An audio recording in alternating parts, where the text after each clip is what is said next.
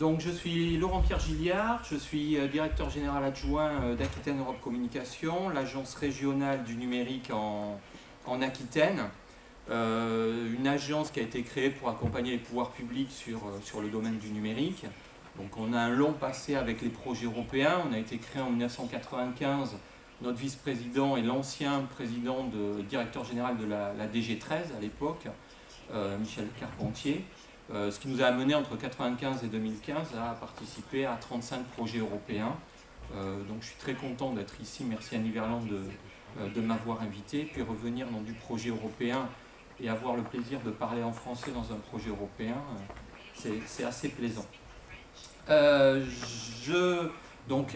AEC, l'agence du numérique, s'occupe de la réalisation d'un diagnostic de la société de l'information, ce que je vais vous présenter tout de suite après, mais c'est uniquement une toute petite partie de nos missions. On est également mandaté par l'État et la région pour accompagner les porteurs de projets ayant des projets innovants dans le domaine du numérique. On a monté un incubateur pour accompagner en permanence une petite dizaine de projets numériques depuis 2 ans pour les accompagner en phase de démarrage. Voilà, on accompagne les collectivités, les départements, la région, etc., de l'information, toute une série de missions. Ici, je ne vais parler que de l'observatoire du numérique. Et enfin, je m'excuse, puisque je devrais partir vous abandonner lâchement à midi, puisqu'il faut que je sois à Bordeaux en fin d'après-midi. Nous organisons avec SFR une conférence ce soir, donc il faudra que je sois présent à Bordeaux.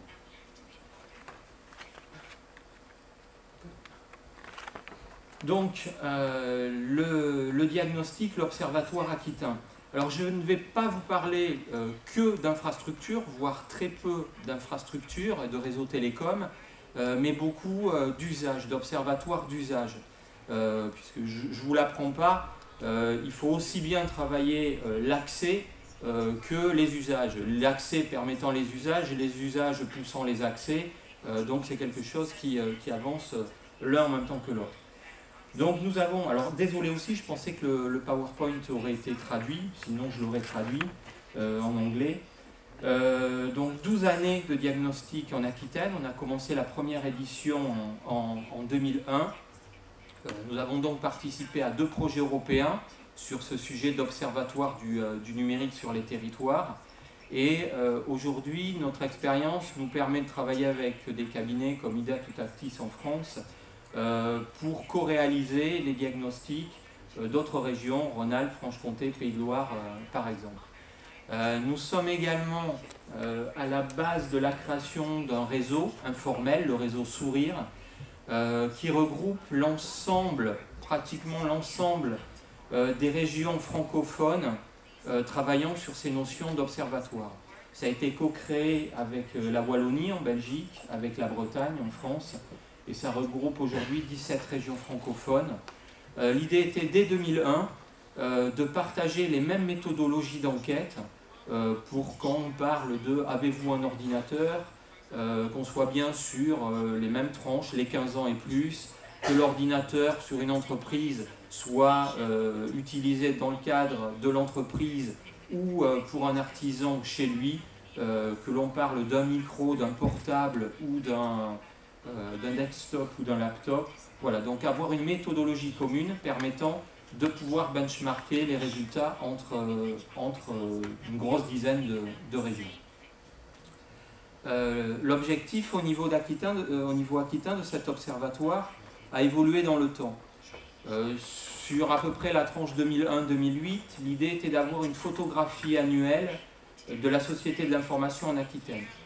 Où en étions-nous chaque année en termes d'équipement des ménages, en termes d'usage des ménages, d'équipement et d'usage des entreprises, déclinés sur le tourisme, l'éducation, la recherche, la santé, les infrastructures, etc. Ensuite, les pouvoirs publics nous ont demandé de faire évoluer cet outil et pour passer à un stade un peu plus avancé qui a été de 2008 à 2012, encore maintenant, de mesurer l'impact des politiques publiques et privées sur le territoire aquitain. Les acteurs publics décident de politiques publiques. Qu'est-ce que ça a comme impact sur les territoires? Pour 1 euro dépensé, est-ce qu'il y a un retour sur investissement? C'était un petit peu dans la même idée. Cet observatoire a été cofinancé par les fonds FEDER. Là aussi, c'était un des objectifs du FEDER, d'arriver à voir l'évolution de la société de l'information, notamment sur les infrastructures. J'en reparlerai peut-être. Et aujourd'hui, nous avons l'arrivée des associations professionnelles du numérique. L'Aquitaine, depuis 1 an, a un regroupement sous le nom de l'Alliance numérique de 12 des 13 associations professionnelles du numérique en Aquitaine. Alors c'est aussi bien des gens travaillant sur la filière du jeu vidéo, du e-commerce, de la e-santé, que les associations les entreprises du numérique, les professionnels du logiciel libre, etc. Donc tous ces gens-là se sont rassemblés. Et aujourd'hui, ce qui est demandé, c'est un peu ce qui se fait sur le territoire de la Silicon Valley, c'est d'avoir plutôt un index, une liste d'indicateurs qui vont permettre à chacun, en fonction de ses objectifs, de pouvoir suivre l'évolution de l'économie numérique. Alors, ce sont des indicateurs qui doivent être pérennes dans le temps. Je vais pouvoir les fixer aujourd'hui et puis avoir les mêmes 5 ans plus tard. Qui soient comparables méthodologiquement, c'est-à-dire je parle bien de la même chose quand je mesure un certain niveau d'équipement, et évidemment qu'ils puissent être comparables au niveau régional, national, voire international. Alors les outils qui ont été mis en place, plusieurs outils, des enquêtes, je vais revenir dessus, des études, des sondages, tout ça tournant autour d'une plateforme dont vous avez ici l'adresse, qui est un centre de ressources, qui agrège tout ce qui se passe, ce que nous faisons ou ce que font les acteurs sur le territoire, et puis des publications, le diagnostic, qui lui est tous les ans la synthèse de ce qui s'est passé sur 1 an d'observation, des petits zooms, je vais revenir sur des études beaucoup plus thématiques, et puis un atlas également, un atlas du numérique. Alors en détail, au niveau des enquêtes, tous les ans on fait une enquête auprès de 2000 ménages aquitains, 2000 foyers, 1500 entreprises, TPE et PME. À peu près, évidemment ça augmente tous les ans, 700 sites web des communes, les campings, les hôtels, etc. Donc on travaille avec une quarantaine d'acteurs privés, publics, universitaires, chacun amenant base de données, méthodologie, etc. Et nous travaillons avec, c'est un économiste statisticien qui fait le gros des études pendant toute l'année. Et moi je suis en complément sur la cristallisation, la production du document annuel. Voilà en termes de ressources. Alors au niveau des enquêtes, voilà un petit mix de ce que ça peut donner sur un sujet par exemple qui est le suivi de la qualité des sites web des communes en Aquitaine. Alors avec des constats d'équipement, avec les chiffres où en sommes-nous en termes d'équipement sur les ménages, les entreprises, les taux d'équipement, qu'est-ce que j'ai mis, voilà le nombre de communes ayant un site web, la cartographie des communes ayant ou non un site web, l'évolution de ces communes. Donc ça c'est quelque chose de très quantitatif. On regarde tous les ans quelle est l'évolution du nombre de sites web au niveau des communes. C'est affiné, c'est du quantitatif avec qu'est-ce qu'on trouve sur le site, est-ce qu'il y a de la e-administration, est-ce qu'on peut réserver la cantine en ligne, est-ce que, voilà, tout un tas de données. Depuis 3 ans maintenant, on est passé sur du qualitatif pour mesurer quelle était la qualité de ces sites web. Donc un référentiel a été créé avec 72 critères dans 6 familles. La visibilité du site, l'utilisabilité, la technique, la présence de services d'e-administration, une notion de proximité avec les citoyens, tout ce qui va être le contact aussi avec le citoyen. Et ça permet à la fois de sortir un bilan où on en est en Aquitaine sur la qualité moyenne des sites, qui n'est pas terrible, 48% de conformité en moyenne, de sortir un document global listant les 72 critères expliquant de quoi il s'agit de mettre les bonnes pratiques et donc de donner aux communes des pistes pour améliorer leur site web, elles ou la plupart du temps leurs prestataires. Parce que si les sites sont pas forcément très bien faits, c'est que le prestataire, un prestataire internet, n'a pas forcément aussi très bien fait ce site. Donc ensuite, ce guide global plus les résultats spécifiques pour la commune leur sont envoyés, ce qui leur permet sur la refonte de leur site, l'évolution du site, de progresser. Donc cette année, on en est à la troisième étape de cette enquête. La première année, on a fait un audit de l'ensemble des communes. Et puis depuis l'année dernière, on passe uniquement sur un panel représentatif de 100 communes en tournant. Et on voit que ça permet de petit à petit augmenter la qualité. Puisque bien évidemment, on ne mesure pas pour mesurer, on mesure pour faire progresser la filière numérique ou la société aquitaine utilisant le numérique. Là, l'objectif, c'est que les sites des communes soient plus performants, soient mieux référencés, proposent aux citoyens une information de meilleure qualité. Des tableaux de bord sont produits. Par exemple, c'était demandé au niveau des suivis du programme FEDER, permettant une comparaison entre départements et régions, évolution dans le temps, projection prévisionnelle. Des publications, donc le document annuel permettant de synthétiser tous les travaux, des analyses sectorielles, donc qui vont zoomer sur des sujets comme équipement et usage des artisans, l'intégration du numérique dans les TPE ou dans les PME, avec un indicateur qui a été fait en liaison avec la Wallonie en Belgique, qui permet d'avoir un méta-indicateur regroupant une dizaine de sous-indicateurs, des indicateurs d'équipement, d'usage de base, d'usage avancé, qui permet de voir à peu près la pénétration du numérique dans les entreprises.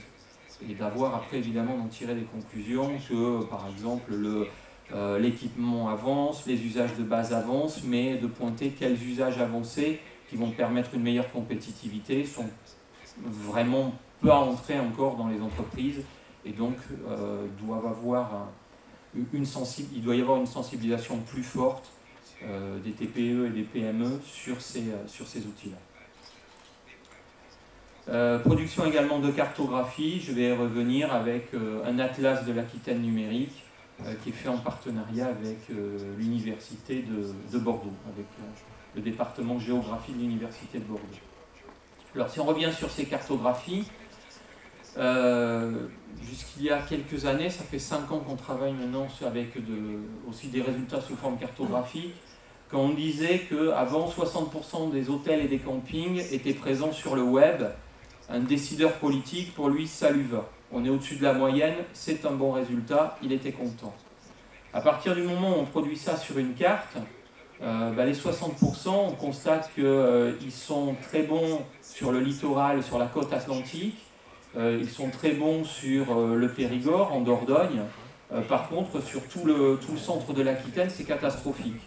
Donc tout ce qui est tourisme rural n'est absolument pas vu. Donc l'utilisation de la carte permet notamment à un décideur, à un élu, d'avoir une représentation complètement différente de chiffres produits. Autre exemple, là c'est une étude que nous avons fait l'année dernière sur la traduction des sites internet de tourisme, aussi bien public que privé. Donc là, au-delà des chiffres, on a produit quelques cartes en disant, voilà, l'Aquitaine vue par monsieur, madame, tout le monde. L'Aquitaine, c'est ça. Sur Internet, l'Aquitaine vue par un Français, c'est ça.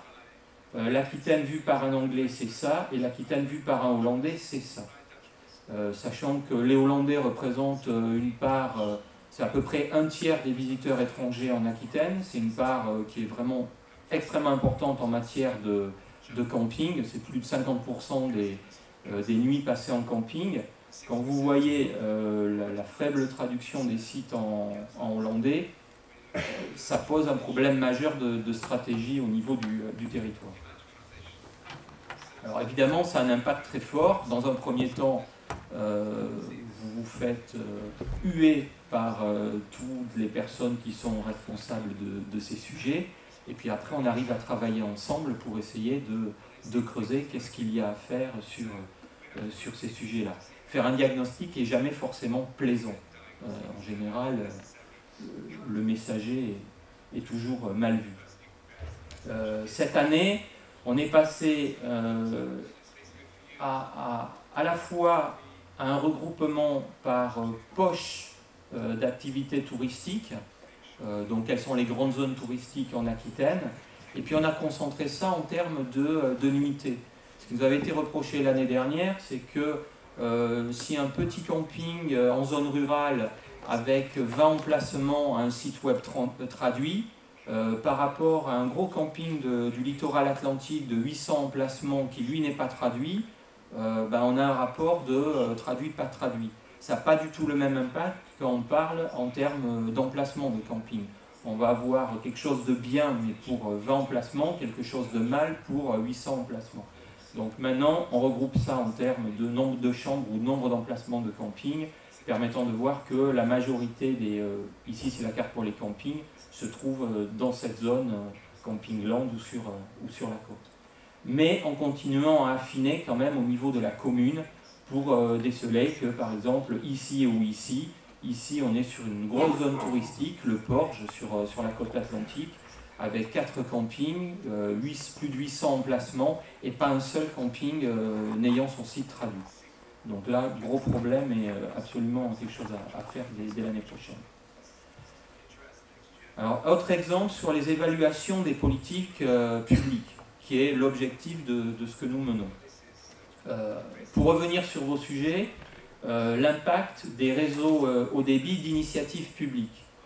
Donc des départements, comme par exemple les Pyrénées-Atlantiques, ont déployé leur propre réseau d'initiatives publiques. C'est également le cas sur le Lot-et-Garonne avec un réseau, là c'est un réseau fibre et ADSL, là c'est un réseau WiMAX.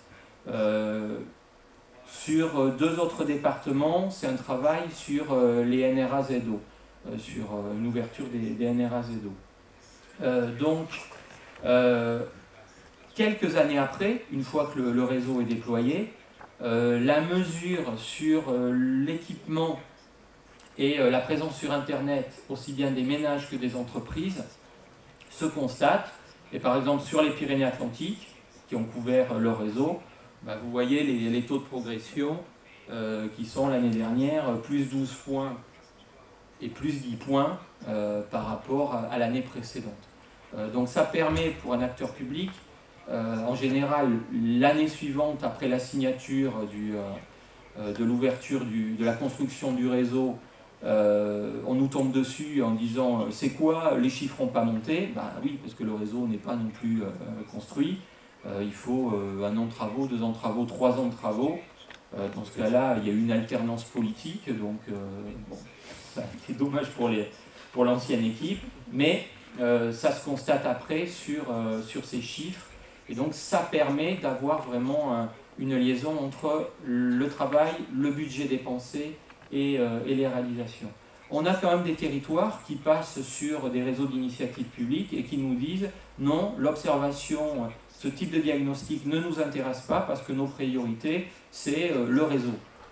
On leur dit mais voilà, votre réseau, si vous voulez voir quel est l'impact, il faut au moins placer des chiffres pour observer quel impact. Autre exemple, en matière d'évaluation de politique publique, le travail fait sur le tourisme, vous en avez vu un petit peu avec les traductions. Là, c'est quelque chose de beaucoup plus basique, ce n'est pas forcément des usages très compliqués. On avait lancé dès 2005 un mail mystère, c'est-à-dire on envoyait à tous les offices de tourisme d'Aquitaine un mail en anglais, en espagnol, en allemand, en français, disant « Je viens passer des vacances sur votre territoire, merci de m'envoyer la liste des hôtels et campings ». Et les retours étaient catastrophiques, puisque, vous voyez, en 2007, j'ai pris les chiffres de 2007, on avait 55% seulement de retours. C'est-à-dire que quasiment un message sur deux n'avait pas de réponse. C'est-à-dire que le touriste, français ou étranger, ne risquait pas de venir sur le territoire aquitain. Donc il y a eu, on a vérifié pendant 2 ans effectivement que c'était pas des erreurs, non, les chiffres restaient stables à 1% près. On a regardé quelles étaient les causes, qui n'étaient pas du tout liées à des petits offices du tourisme, mais beaucoup plus à des gros offices du tourisme, et c'était des problèmes d'organisation dans la structure. La personne pensait que son collègue avait répondu, mais le collègue était en vacances, en formation. Il n'y avait aucune procédure de comment répondre à un courrier de vérification. Et encore cette année, sur les 5 plus gros offices de tourisme aquitains, 2 n'ont pas répondu aux envois. Donc ce qui a été fait, c'est une petite notice permettant de rappeler des procédures de je reçois un mail, je l'archive, voilà quelle est la procédure. Également des traductions types en à peu près d'une dizaine de langues, permettant au moins, même si vous ne parlez pas la langue, tous les offices du tourisme parlent en anglais et allemand ou espagnol, par contre peu parlent en portugais ou allemand. Donc des réponses types ont été traduites en mettant des liens, vous trouverez la liste, etc.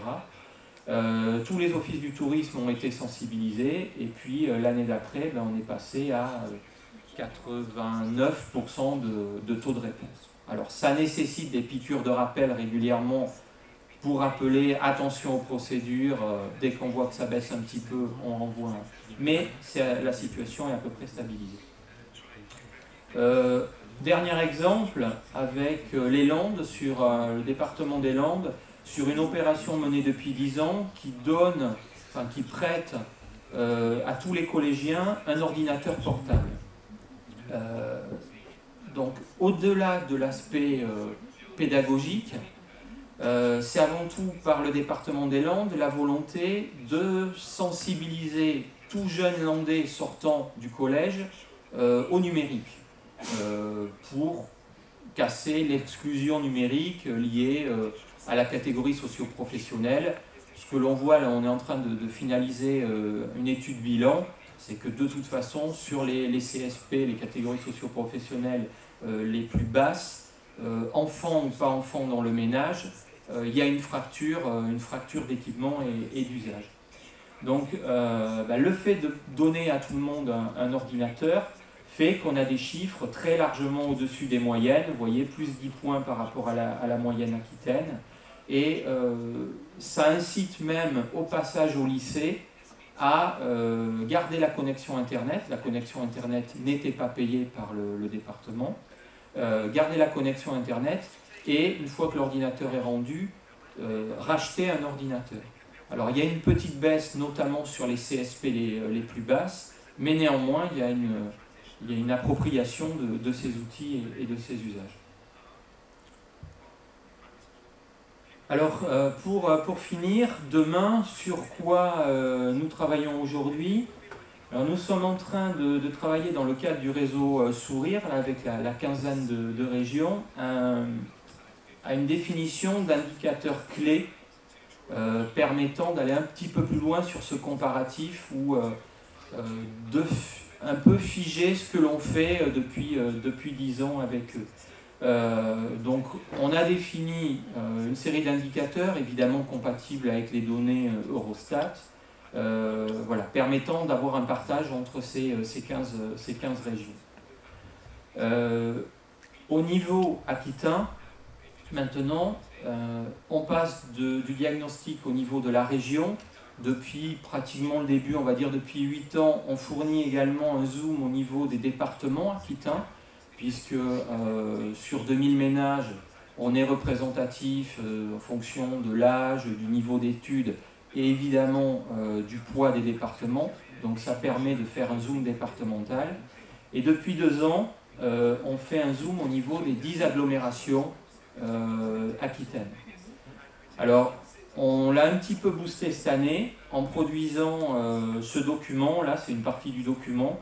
Donc, il y a une infographie pour sortir ces résultats simplement du service numérique, du service TIC. Et passer ça sur des services, développement économique, élus, cabinets, qui vont permettre de sensibiliser les acteurs publics. Quand vous donnez une page, un rapport avec des chiffres, bon, c'est pas lu.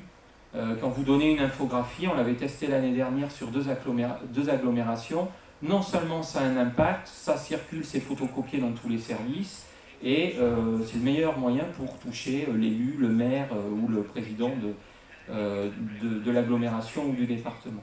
Donc là, on va fournir, on est en train de fournir aux 10 agglomérations ces résultats sur une petite dizaine d'indicateurs clés, les mêmes que travailler avec Sourire, sur, je regarde, celui-là c'est sur les entreprises, sur le taux de ordinateur, internet, mobile, e-commerce, etc. En mettant à chaque fois les résultats pour l'agglomération, les résultats au niveau de la région et les résultats sur l'ensemble des agglomérations. Donc il y a l'agglomération, ici la communauté urbaine de Bordeaux, la moyenne des 10 agglomérations et puis la moyenne régionale. Ça leur permet aussi de se situer par rapport à des agglomérations. L'idée là, c'est essayer de développer ça sur d'autres régions pour pouvoir après benchmarker et faire des comparatifs. Quand on compare Bordeaux, l'agglomération de Bordeaux, 1 million d'habitants, avec l'agglomération du Val-de-Garonne, 30 000 habitants, il n'y a pas d'intérêt. Donc l'idée, ça serait d'avoir d'autres agglomérations ailleurs, en France ou en Europe, pour pouvoir comparer à même niveau, grande, moyenne ou petite agglomération. Et donc l'équipe avec qui on travaille aussi sur une restitution sous forme de site web qui permettra d'avoir des données beaucoup plus dynamiques qu'un PDF, un petit poster A3, et donc de pouvoir sélectionner quelques critères si je veux avoir un certain filtrage. Voilà, je vous remercie.